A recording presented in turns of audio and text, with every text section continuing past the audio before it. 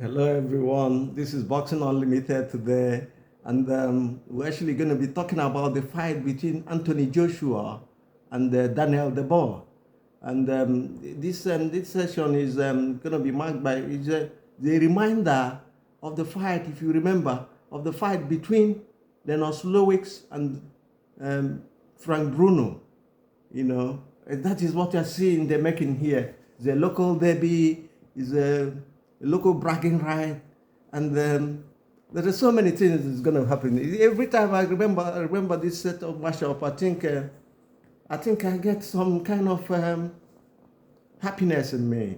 You know, that's why I'm talking about this fight again. Is going to be a bomber fight. It's going to be a fight to see. So many things can happen. We remember the fight between Frank Bruno and Lennox Lewis. We saw what happened in that fight, and that is what we're going to say. We'll talk about today. And in no particular order, we know that Bruno took the earlier rounds. He took the earlier rounds. So from round 1 to round 6, he was beating Lewis up. He beat the hell out of Lewis, closed his left eye, beat him proper from all angles. In fact, if we watch that fight, you see that at that point, we don't know what is going on Lewis' mind. But at that point, we don't think anything. He didn't find a way. He was just there, trying to survive. Bruno was battering, but when fatigue set up, and the left hook of 4 punches, because we know Lewis with his right stretch combos, but the left hook this time did the damage against Bruno. And because at that point, as we say, fatigue is a problem. Cardio must be hard. Cardio, because at that point, Bruno was already knocked out about the 7th round when he got that punch, and he slowed down, and we know Lewis. Lewis finishes him. But Bruno didn't go down. That is one thing about Bruno. Everybody talked about his chin, about how this and that, about how they have the spirit. But the chin is solid. Nobody knocked him down and knocked him out. He was always out on his foot. That will show you that the problem he was lacking, the problem he had all through and was lacking was cardio. He gasses out after a while. Maybe because of the stage fright, maybe because of the kind of nutrition he had before the fight. I don't know, but we've seen him being knocked out by Bone Crusher Smith, and he was in the later rounds. We saw him being by Tim Witherspoon as well. He was also in the later rounds. So Bruno is somebody you can pass over like that, pass out like that, as if he's anything below standard. We saw his fight with Oliver McCall, when he won the title as well. Well, let us go to this fight. You always said that fatigue is going to be an issue in this fight, no doubt about that. And whoever gasses out first loses this fight.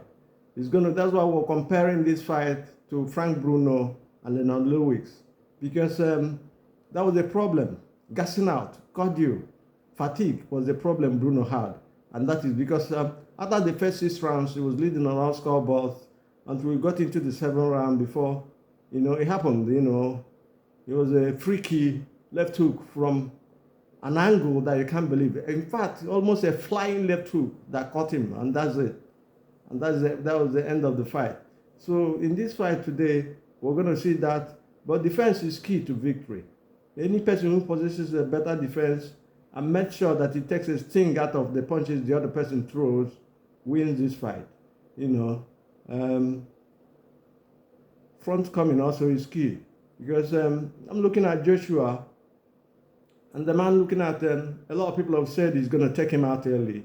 I do not know. But I think with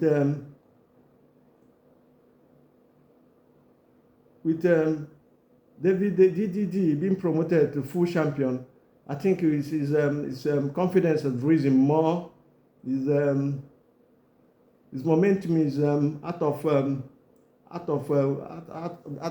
the roof, and he's not going to take anything for granted. He's young, he's powerful, even though he hasn't got the experience that Joshua has, but he's a solid fighter. And I'll tell you the truth, it's not going to be a walk in the park for Joshua.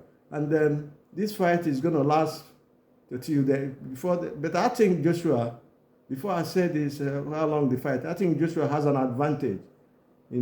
Advantage is the experience.